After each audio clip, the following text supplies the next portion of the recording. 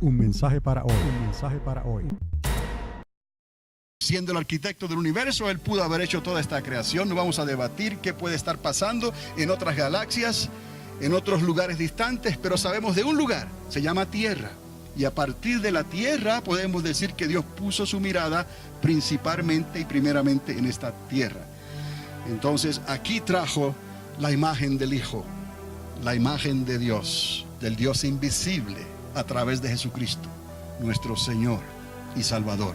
Entonces podemos entender estas cosas, además de que les hablé de que consideremos entonces, en lugar de estar considerando los 14 billones de la creación o 13,7 billones de años, vamos a considerar los 6,000 años que Dios le dio en el tiempo que hemos tenido como seres humanos, ¿no?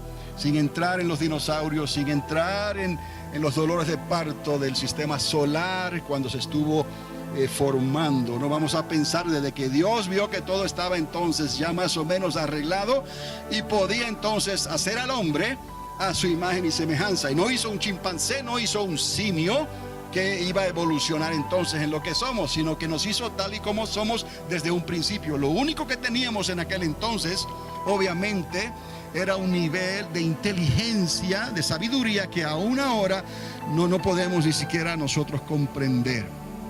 Verdaderamente, con poquitas palabras ellos hablaban y decían una enciclopedia de información con 2 o 3 palabras. Hoy en día pues hemos llegado al revés, a todo lo contrario, hay que hablar mucho para que se pueda quizás entender algo, ¿no? Y gracias a la tecnología, hoy otra vez, el hombre ha podido unificarse y usar un solo lenguaje, entonces para concentrar sus esfuerzos científicos para poder encontrar el secreto que ellos están buscando, que es el comienzo del universo, y probar, según ellos, si hizo falta un creador, un arquitecto del universo o no. Nosotros creemos que sí, que es Dios, el que con una partícula de su luz, Él hizo que se comenzara la creación del universo. Para la ciencia, esa partícula, ellos debaten entonces que esa partícula, eso pudo suceder al azar y que no hace falta Dios para que comenzara esa creación. Ahí es donde nosotros entonces diferimos con la ciencia. Pero todo esto nos ha ayudado a entender entonces el contexto que esto nos ha mostrado aquí en el libro de Apocalipsis, todas estas enseñanzas, y en el libro del profeta Daniel y todos los estudios que hemos hecho relacionados a este tema. Entonces entendemos una vez más, se podría decir entonces que el lugar de la eternidad de Dios, aunque Él todo lo llena, ya entendemos, es uno. Su creación, el universo, es otro. Y un tercer lugar, otra dimensión del espacio posiblemente entre estas dos, sería para seres angelicales. Entonces hice este diagrama que les estoy enseñando. Obviamente no puedo presentárselos en 3 dimensiones, quisiera, ¿no?, que fuera algo que pudiera tener aquí en 3 dimensiones para poder moverlo y que usted lo pudiera comprender mejor, pero vamos a quedarnos en 2 dimensiones, ¿está bien? Ok, entonces digamos que esto que está aquí azul, rodeado por este color amarillo, digamos que eso amarillo es luz, ¿ok? Un atributo de Dios. Consideremos el infinito cielo de Dios, su eternidad que todo lo llena. He aquí un intento quizás muy vago, muy pobre, ¿no?, para tratar de ilustrar un lugar que todo lo llena, porque Dios es todo y Él no tuvo principio. Él no tuvo un punto de singularidad, como hemos hablado. Él no tuvo un Big Bang. Dios no tuvo eso. Dios siempre ha existido y siempre todo lo ha llenado. Entonces nuestra mente finita obviamente no tenemos la función que tenía Adán tal vez y Eva para entender tal declaración, quizás matemática, lógica o lo que quiera llamar. Dios nos dice a nosotros en su palabra que lo tratemos de entender por fe. Simplemente, en estos momentos llegará el momento en que el día en que conoceremos cómo fuimos conocidos y tendremos esa mente lúcida otra vez delante del Señor. Ahora, tratamos entonces de explicar esto, o trato de esta manera, donde aquí en lo azul de atrás, el trasfondo viene a ser entonces ese infinito cielo de Dios, su eternidad, que todo lo llena. Todo lo demás tiene que estar dentro, incluido ahí, pero no necesariamente ser parte de eso. Algo, no sé si usan la palabra homogéneo, está completamente mezclado, ¿no? Como una solución, ¿no? No es así. Puede que estemos en Él, pero no necesariamente, obviamente por el pecado, aunque estemos en Él, no podemos ser parte de Él. Entonces, de ahí es la restauración de todas las cosas. Pero eso tampoco quiere decir que tenemos un ticket de entrada libre a la eternidad que posiblemente solo le corresponde a Dios. Me refiero a la eternidad del Padre, del Hijo y del Espíritu Santo. Que muy bien podemos nosotros estar en una eternidad creada, en cierta manera, por Dios. En Dios, sin tener entonces que nosotros incluirnos en la deidad, ¿no? Somos uno y seremos uno a través de Cristo Jesús. Pero la Biblia nos muestra que habrá una creación en esta tierra humana, ¿no? En esta tierra nueva, que dependerá para su sanidad de las hojas del árbol de la vida. Aunque eso sea eterno, es una creación humana. Entonces la deidad seguirá siendo deidad eternamente y para siempre. Hasta ahí podemos comprender. Pensamos entonces que este trasfondo es la eternidad, el cielo infinito. Y les dije que Juan, creo que en 2 ocasiones, él especifica el cielo de Dios. En otras palabras usa cielo, pero en estos 2 casos usa el cielo de Dios. Vamos a pensar que este es el cielo de Dios. Ahora, Él crea en un momento dado, Él comenzó la creación del universo como lo conocemos hoy. Entonces, hay un lugar entonces ya definido que podemos decir es el cielo de Dios. Hay otro lugar definido que podemos decir es el universo que se está expandiendo, creado por Dios. Y en este puntito que ve aquí, obviamente no está a escala, ¿no? Porque no somos nada en este increíble universo, ¿no? Pero en ese puntito, digamos, es la Tierra, esa T es de Tierra. Este viene a ser el universo o el cosmos. Y aquí estamos nosotros en esta creación. Ahora, ¿dónde entonces está el trono de Dios que Juan vio? ¿Dónde está ese lugar donde los ejércitos angelicales habitan y están adorando continuamente a Dios? Y hay actividad continua 24/7, hay actividad. Eso es una ironía, ¿no? Con el tiempo y el espacio usar 24/7, pero quizás me puede entender mejor, porque en Dios, en el cielo de Dios, no existe tiempo. ¿Me explico? Entonces, por eso es que a veces se nos hace tan difícil poner esto en conceptos de matemática o fórmulas, como hicieron estas personas que se atrevieron cuestionar estas cosas, y sin embargo fueron de gran beneficio, porque de esas fórmulas matemáticas se descubrieron muchas cosas que hoy en día entonces están contestando a muchas preguntas en la física y en la ciencia. Pero nosotros por fe creemos entonces que Dios fue el arquitecto y que Dios entonces tiene un propósito especial con lo que está haciendo en su creación. Entonces tenemos entonces el cosmos, el universo, y aquí está la tierra, y el lugar entonces donde está el trono y ese ejército celestial le puse aquí, le escribí C3 como el tercer cielo. Entonces tenemos aquí un cielo, tenemos aquí otro y tenemos aquí otro, y solamente menciono este como el tercer cielo porque el apóstol Pablo mencionó ese tercer cielo.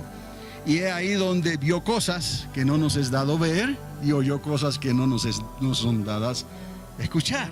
Entonces, ese lugar lo podemos definir como el tercer cielo. Entonces vemos que el apóstol Juan es llevado a través de una puerta. Capítulo 4, verso 1, vio una puerta abierta en el cielo y oyó una voz de mando que le dio una orden y le dijo: sube acá. Y dice la palabra que instantáneamente, él escribe, instantáneamente me hallé en ese lugar. Ya usted tiene una idea de cuán vasto es el universo. Eso nos ayuda a entender entonces, no lo podemos probar. La ciencia está tratando de probar eso, de que hay puertas, de que hay maneras de tomar atrechos en el universo, pero no ha podido encontrarlo todavía. Pero nosotros, en realidad, recuerde lo que les dije, vamos un paso adelante, ¿no? Por la fe. Y la ciencia nos va pisando los talones. Una ironía que nosotros podamos decir eso. No lo debemos ni siquiera decir delante de ellos, ¿no? Pero calladamente le damos gracias a Dios y decimos gracias, Señor, por ayudarnos a entender estas cosas, que Juan, de la única manera que pudo viajar de esa manera es que tú lo llevaras por algún sitio que aún la ciencia no conoce. Entonces podemos identificar entonces un tercer cielo donde está el trono de Dios. Y recuerde, ¿cuál es nuestra referencia? Nuestra referencia siempre va a ser, tenemos que utilizar esto como una constante también. Nuestra referencia seguirá siendo hasta el momento los 6,000 años de la humanidad. Recuerde, nuestra referencia, nuestra constante necesita ser por el momento 6,000 años. No queremos utilizar la creación anterior o como estaba la tierra anteriormente o los dinosaurios o los fósiles y esas cosas. Está bien, no estamos negando que eso existió. Nos concierne desde Adán y Eva para acá. Y eso va conforme también al pensamiento rabínico, al pensamiento judío, ¿no? Que también está indagando estas cosas y ellos cuentan los años de una manera diferente. Pero hasta ahí estamos. Entonces, más o menos usted puede entender esto, ¿no? 3 cielos, 3 lugares, tercer cielo, y aquí, el lugar del trono de Dios, lo he identificado en mi teoría, ¿no? Como el tercer cielo, a donde Pablo fue, donde Juan fue, donde está el trono de Dios y donde hay esa actividad continua en ese lugar que no es ni la eternidad de Dios ni el universo tampoco. ¿Estamos? Muy bien. Ahora, hay aquí que es necesario, les hice este diagrama para tratar de mostrarles y recordarles más bien a ciertas cosas que les mencioné anteriormente y quizás no estaban o quizás no se acordarán, pero fueron referencias y como les dije, cada tema que se habló, cada idea tenía un propósito. Entonces, de esta manera quizás usted lo pueda otra vez captar. Y seguimos considerando nuestra referencia de 6,000 años. Por eso es que aquí les he puesto otra vez Adán.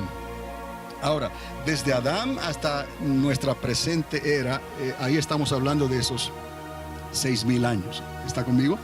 Y entonces falta un día más por cumplirse, que es el día del Señor, que viene a ser el milenio mesiánico de nuestro Señor Jesucristo.